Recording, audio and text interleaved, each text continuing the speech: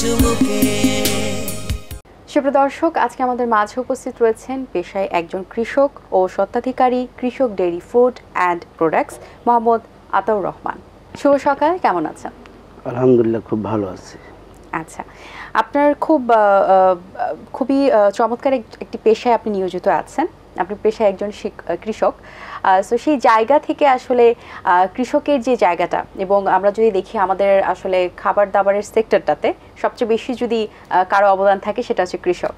So সেই জায়গা থেকে এই প্রফেশনে যুক্ত হওয়ার পেছনের যে স্টোরিটা সেটা একটু জানতে চাই, এবং কৃষক হিসেবে কি কি কাজ এখন করছেন? আমি একজন কৃষক পরিবারের পরে হয়ে, ধরেন যেরকম আমরা মেলবিটে আছে আমাদের শাহজাদপুর মেলবিটে বাগাবাড়ি, মেলবিটের যখন আমি সভাপতি হওয়ার পরে আমাদের যে খামারিরা, আমাদের কৃষক, এই দুধটা তখন এরা দেখা যায় নেয় না, আমাদের বিল দেয় না, দুধটা নষ্ট হয়ে যাচ্ছে। তখন আমি মাথার মধ্যে একটা উদ্যোগ নিলাম যে আমাদের যে এই কৃষক, আমাদের যে খামারিরা এত কষ্ট করতেছে, আমরা এত পরিশ্রম করে গরু বাছুর পালার পরে বিল পাই না। তখন আমি একটা টার্গেট নিলাম যে আমি যদি আমার দুধ নিয়ে যদি মেলবিটে আরন পান এটা সেটা বানাতে পারে, তখন আমি নিজেই একটা উদ্যোগ নিলাম। সেটা হলো, প্রথমে আমি মাজাওয়ালা চিজ তৈরি করলাম এই 1.5 লিটার নিয়ে। এই 1.5 লিটার দুধ নেওয়ার পরে তখন দেখা যাচ্ছে যে আমি যে এই দুধটা, তখন তো আমার মেশিনপত্র নাই যে আমি দুধটা কীভাবে বাঁচাবো। এটার একটাই পরিবেশ ভালো, এই দুধটা আমি যে কোনো মুহূর্তে আমি মাজাওয়ালা চিজ তৈরি করতে পারি, এবং এই চিজ তৈরি করে আমি যদি ফ্রিজজাত করি 1 বছর কিন্তু রাখতে পারবো। তখন আমার বিশেষ করে আরও ভালো লাগলো যে না, আমার এই পণ্যটা তৈরি করলে পরে আমি দিতে পারবো মার্কেটে। যখন 1 পর্যায়ে 2 পর্যায়ে মালটা করতে করতে তখন আবার আরেকটা খেয়াল এসে গেল, যে সেটা হলো ঘি তৈরি করা দিলাম। ঘি তৈরি করা দিলাম, তখন আমি চিন্তা করলাম যে একটা নাম দেবো মার্কেটে, যে আমি নিয়ে যাব, মানুষ দেখবি, খাবে, যদি ভালো হয় তো অবশ্যই একটা নামের দরকার। তখন ইনশাল্লাহ আমি এই মাজাওয়ালা চিজ যখন ঢাকায় আমি লেবেল ছাড়া যখন মাল দিলাম, আমার খুব চাহিদা ভালো। তখন চাহিদা ভালোর পরে একজন বলতেছে, তুমি কেন এই মালটা তৈরি করে এর ওপরে তুমি নিজস্ব একটা নাম দাও। তখন আমি চিন্তা করলাম যে আমি একজন কৃষক, আমি কৃষকের নাম দেবো।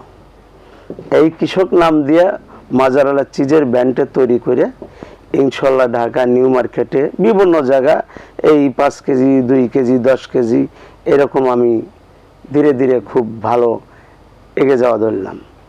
যাওয়ার পরে আমি একটাই টার্গেট নিলাম যে খালি তো একটা পণ্য তৈরি হলে তো আমার দুধ তো কেমড়ে আমি আরো বৃদ্ধি করব। তখন দেখা যায় সেই 1.5 শুরু করতে 500-700 লিটার আবার আমি নিয়ে আসলাম। 700 লিটার পরে আমি তখন করলাম যে আমি লাবান বানাবো, মেলবিটা যদি আরো লাবান করতে পারে আমি লাবান করব, মাঠা তৈরি করব, এরকম একটা আমার আসলো। তখন আবার আমি ধরেন লাবান মাঠা তৈরি করতে গেলে ওই শুধু খালি বোতল নিয়ে যাই, কয় আপনার তো নাম নাই। কলম আগে খায়া দেখেন, যদি ভালো আমি মানুষকে খাবার খাওয়াইতে পারি, নাম হলো পরে, আগে দেখেন তো আমার জিনিসটা খায়া ভালো হবে কিনা। ইনশাল্লাহ প্রত্যেকটা লোক যখন ভালো কথা দিল, তখন করলাম একটা নামেরও প্রয়োজন আছে। তখন আমি এই কৃষক ডেইরি ফুড অ্যান্ড প্রোডাক্টস দিয়ে আমি তৈরি করতে করতে এক পর্যায়ে মোটামুটি 22 আমি জাতীয় পুরস্কার পেলাম আইকনে। পুরস্কার পাওয়ার পরে তখন আমি এই যে দইটা, এই আবার 20 শুরু করলাম দইটা।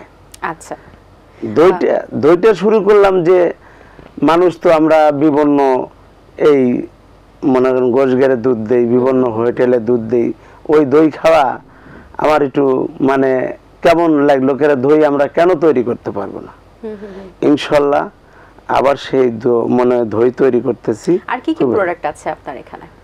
এর পাশাপাশি আরেকটা কাজ করছি, সেটা হলো আমাদের তো গ্রামে কৃষক মানুষ, আমাদের তো এই যে গোবরটা গরুর, এই গোবরটা নিয়ে আমাদের যে রাস্তা দিয়ে আমরা হাঁটতে পারি না, বর্ষার দিনে গ্রামগঞ্জে খুবই চলাফেরা খুবই কষ্ট।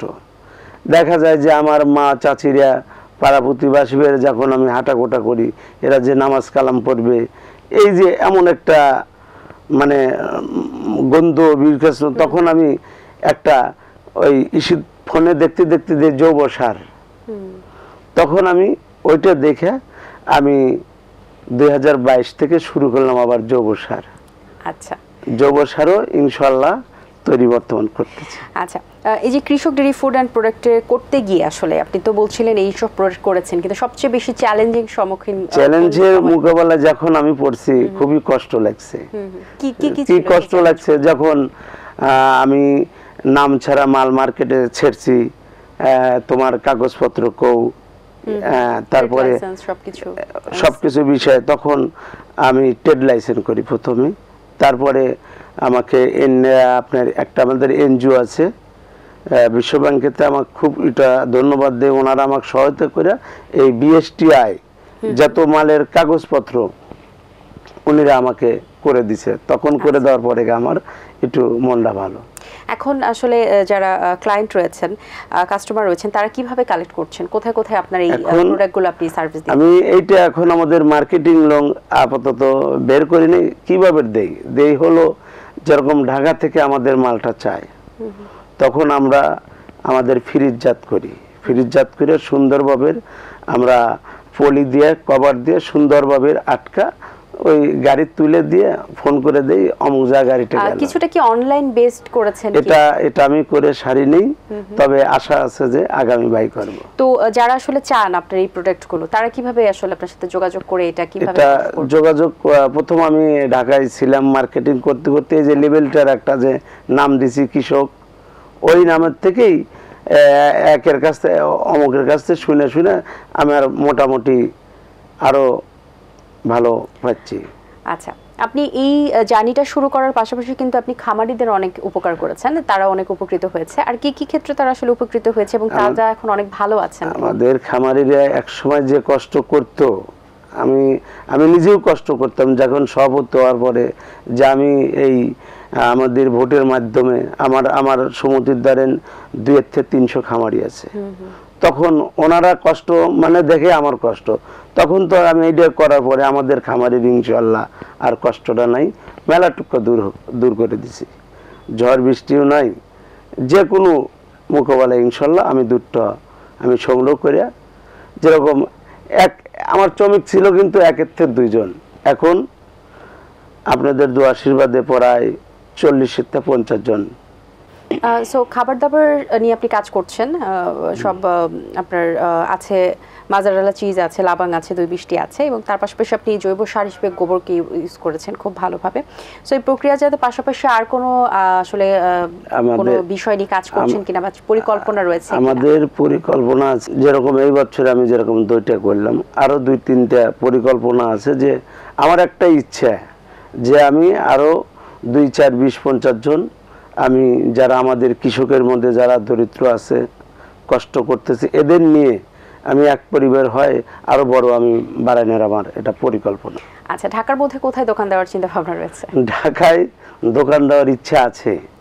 কোন এরিয়াতে দিবেন, মানে কি প্রত্যেক এরিয়াতে আপনার দোকানটা থাকবে এরকম কিছু? এরকম আমার একটা ইচ্ছা আছে, যে হয়তো ঢাকায় 2-4টা জায়গা আমরা পয়েন্ট করলাম, পয়েন্টে আমাদের এই কৃষকের ব্র্যান্ডে যদি আমি মালটা নিজের স্বভাবের তৈরি করে মার্কেটিং করে মানুষকে খাওয়াইতে পারি, তখন তারা ভালো খাইলে জিনিসটা আমিও চাইতেছি এইটাই, যে আসলে ন্যাচারাল ছাড়া কোনো রকমের আমার এই মালটার উদ্দেশ্যই আমি ন্যাচারাল ছাড়া তৈরি করি, যাতে প্রত্যেকটা মানুষ খাবারটা সুষ্ঠু খাবার খেতে পারে।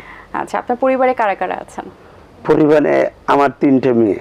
আচ্ছা, সো আপনার সন্তানদেরকেও কি আপনি এই প্রফেশনে আনার কোনো উদ্যোগ নিচ্ছেন কিনা, বা তাদের আসলে আগ্রহটা কেমন? আপনি বাবা হিসেবে যে জায়গাটাতে কাজ করছেন, খুব ভালো একটি কাজ করছেন, সো এই জায়গা থেকে তাদের অনুভূতি কি? সন্তানগারে আসলে তো নামও যেরকম দিছি কৃষক, আমি কৃষক হয়তো আসলে বর্তমানকার যে যুগের সাথে তো চলতে হবে। আমি বড় মিয়া, ছোট মিয়া, তিনটে মিয়ায় আমাদের শাহজাদপুর রংধনু স্কুল আছে, খুব ভালো স্কুল, ওখানে লেখাপড়া করাইতেছি। আমার স্বপ্ন আছে যে ওদের আমি কষ্ট করব, আমি বাচ্চা কাচ্চাকে এখান থেকে আমি মানুষ করে বড় ধরনের লেখাপড়া করব।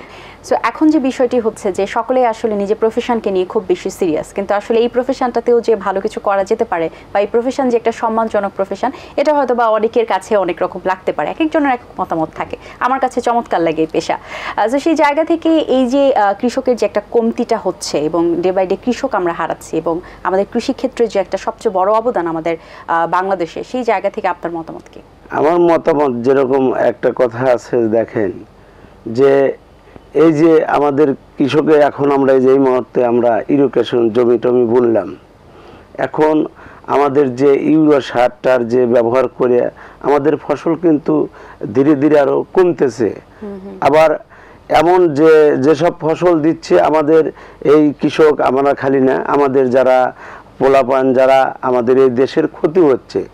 যেরকম আমি এই জৈব সারটা যখন বানানোর পরে আমার নিজের জমিতে দিলাম, ফসল এবার কিন্তু ইনশাল্লাহ আমি গত বছর বেরিয়ে পাইছি, দেখা যায় 2-4-5 মণ। এই যে এবার আমি যে মালটা তৈরি করতেছি আমার এলাকায়, আমার গ্রামেই সবাই, আমি আরো যদি কেউ বলে যে আমি এটা করব, তাদের আমি সহায়তা করতেছি যে আমাদের এই দেশকে আমার মতো এরকম আরো কিছু উদ্যোক্তা বাড়াই।